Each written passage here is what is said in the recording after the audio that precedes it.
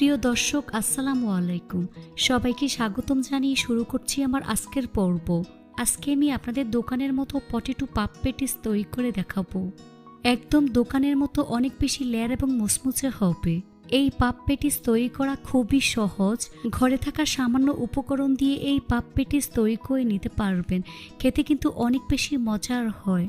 রেসিপিটি হুবহু ফলো করে তৈরি করলে আশা করছি আপনার পেটিস একদম দোকানের মতো খাস্তা এবং লেয়ার হবে, স্বাদে গন্ধে অতুলনীয় থাকবে। তো চলুন রেসিপিটি দেখে নিচ্ছি।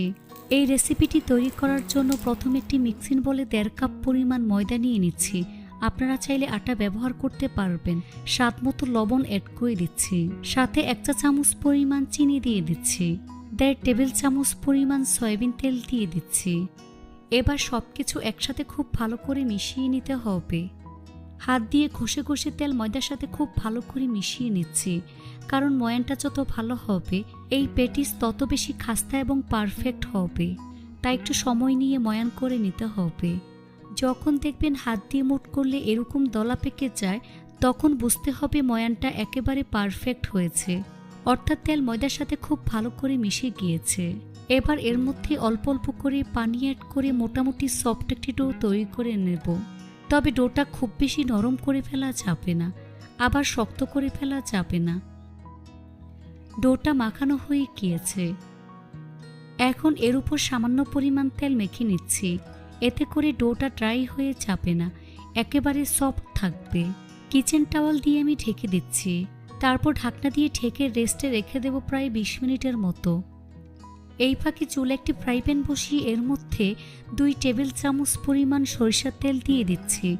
আপনারা চাইলে সয়াবিন তেল ব্যবহার করতে পারবেন। তেল গরম হয়ে আসলে এর মধ্যে 1/2 চা চামচ পরিমাণ আস্ত জিরা দিয়ে দিচ্ছি, সাথে 3টি কাঁচামরিচ কুচি দিয়ে দিচ্ছি। জিরা এবং কাঁচামরিচ কয়েক সেকেন্ড আমি ভেজে নিচ্ছি। তারপর এর মধ্যে 1/2 কাপ পরিমাণ পেঁয়াজ কুচি দিয়ে দিচ্ছি। পেঁয়াজটাকে কিছুক্ষণ ভেজে নিতে হবে। কিছুক্ষণ ভেজে নেওয়ার পর যখন দেখবেন পেঁয়াজের কালার চেঞ্জ হয়ে গিয়েছে, তখন এর মধ্যে 2 টেবিল চামচ পরিমাণ মটরশুঁটি দিয়ে দিচ্ছি। 2 টেবিল চামচ পরিমাণ ভুট্টা দিয়ে দিচ্ছি। তারপর খুব ভালো করে মিশিয়ে প্রায় 2 থেকে 3 মিনিটের মতো ভেজে নিতে হবে। এবার এর মধ্যে 3 টেবিল চামচ পরিমাণ পানি অ্যাড করে দিচ্ছি। তারপর মিশিয়ে নিচ্ছি।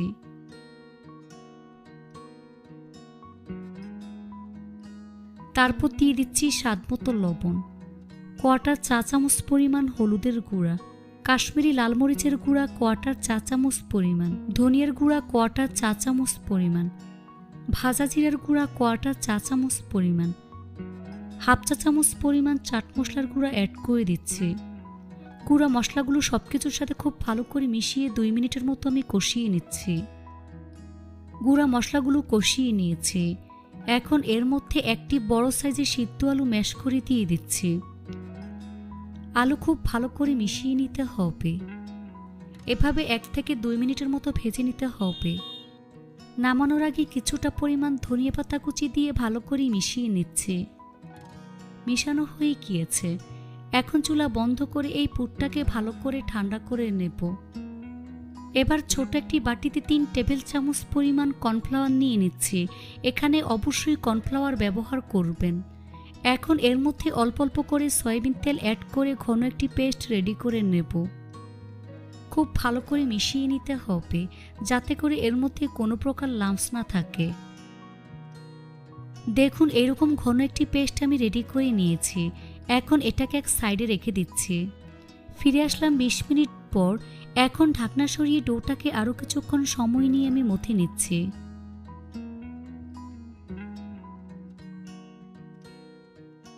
এই ডোটাকে বোর্ডের উপর নিয়ে লম্বা রুলের মতো আমি তৈরি করে নিচ্ছি। তারপর 6টি লেচি আমি কেটে নিচ্ছি। এখান থেকে একটি বল নিয়ে ঠিক এভাবে গোল বলের মতো আমি তৈরি করে নিচ্ছি।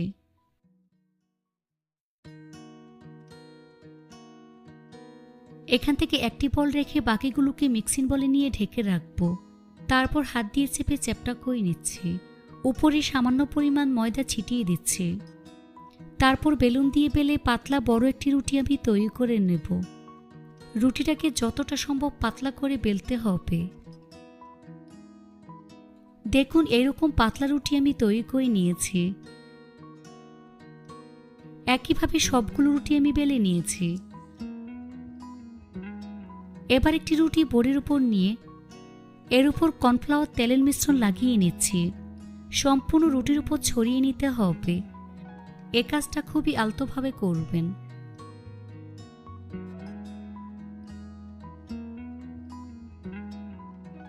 এর উপর একটি রুটি আমি দিয়ে দিচ্ছি। হাত দিয়ে টেনে সব দিক সমান করে নিতে হবে।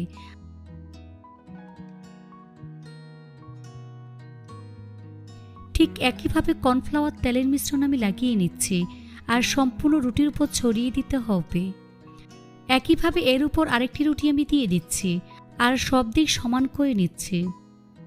এভাবে 5টি রুটি একটা আরেকটার উপর আমি দিয়ে দিচ্ছি। তো 5টি রুটি একটা আরেকটার উপর আমি দিয়ে নিয়েছি।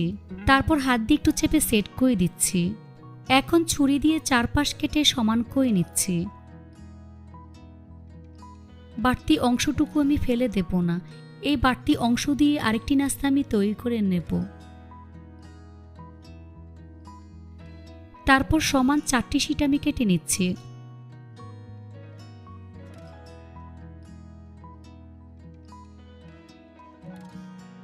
এখান থেকে একটি শিট রেখে বাকিগুলোকে এক সাইডে নিয়ে নিচ্ছি।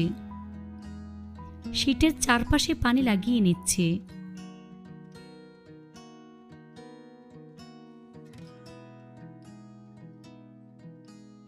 তারপর পরিমাণ মতো পুর দিয়ে দিচ্ছি।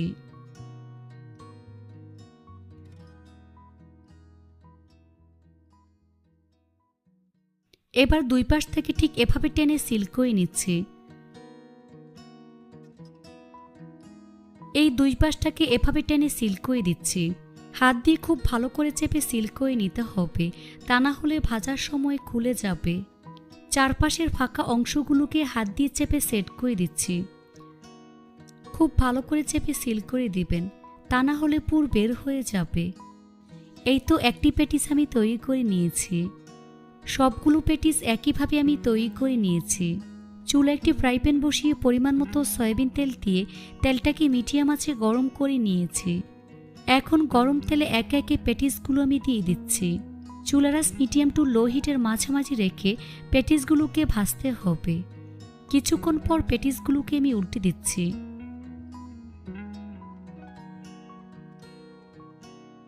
এভাবে কিছুক্ষণ পরপর উল্টে পাল্টে একটু সময় নিয়ে গোল্ডেন ব্রাউন কালার এবং ক্রিস্পি করে ভেজে নিতে হবে। এই তো প্যাটিসগুলো ভাজা হয়ে গিয়েছে। দেখুন খুব সুন্দর কালার চলে এসেছে এবং অনেক বেশি লেয়ার হয়েছে। এবার তেল ছেঁকে নাস্তার প্লেটে নিয়ে নিচ্ছি।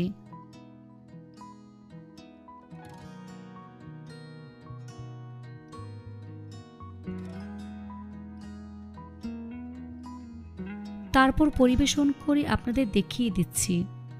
দেখুন আমার প্যাটিসগুলো দেখতে মাশাআল্লাহ কতটা সুন্দর এবং কতটা লোভনীয় হয়েছে। খেতে কিন্তু অনেক বেশি মজার হয়েছে। এই প্যাটিস অনেক বেশি লেয়ার হয়েছে। এখন একটি প্যাটিস ভেঙে ভিতরটা দেখিয়ে দিচ্ছি ঠিক কতটা লেয়ার এবং পারফেক্ট হয়েছে। আশা করছি আমার আজকের এই প্যাটিসের রেসিপিটি আপনাদের সবার কাছে অনেক বেশি ভালো লেগেছে। রেসিপিটি ভালো লাগলে অবশ্যই একটি লাইক দিয়ে দিবেন। ফ্রেন্ডস অ্যান্ড ফ্যামিলির সাথে বেশি করে শেয়ার করবেন।